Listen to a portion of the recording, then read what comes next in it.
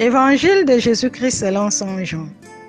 En ce temps-là, les Juifs récriminaient contre Jésus parce qu'il avait déclaré « Moi, je suis le pain qui est descendu du ciel. » Il disait « Celui-là n'est-il pas Jésus, fils de Joseph?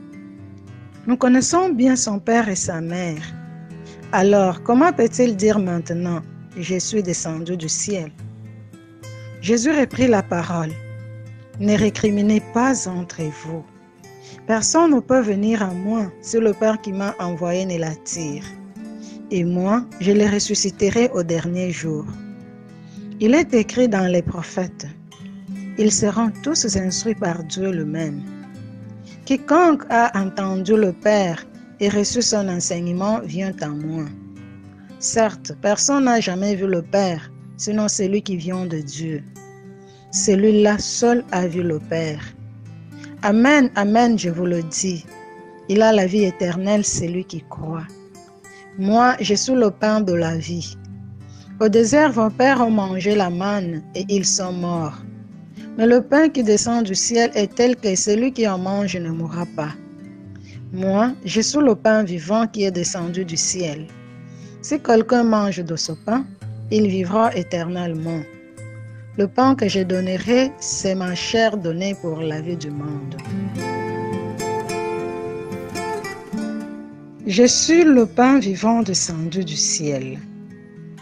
Après avoir accompli le grand miracle du partage des pains, Jésus donne la signification de ces signes, nous amenant à passer du sentiment à la croyance. Cette parole nous introduit dans la dynamique de la foi qui est une relation. Relation avec la personne de Jésus par le Père dans l'Esprit. Les gens cherchent Jésus. Ils l'écoutent parce qu'ils sont enthousiasmés par le miracle. Ils ont mangé et apprécié le pain et les poissons partagés.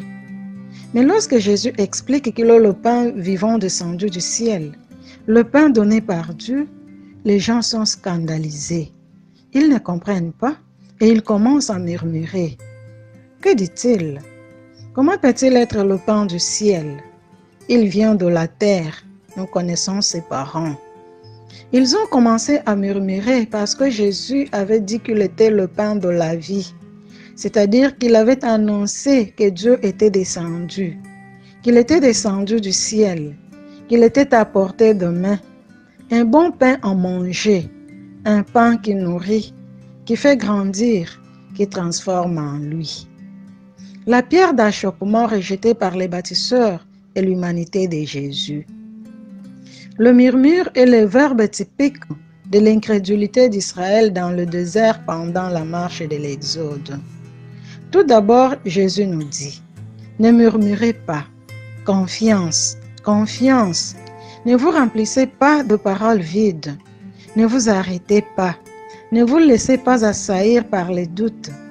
Cessez de vous plaindre et laissez-vous attirer par Dieu. Personne ne peut venir à moi si le Père qui m'a envoyé ne l'attire pas.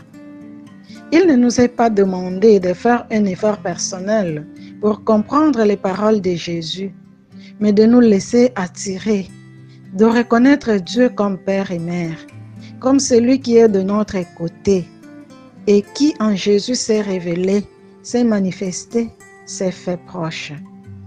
Le Père nous attire à lui avec amour, cet amour avec lequel il a envoyé Jésus.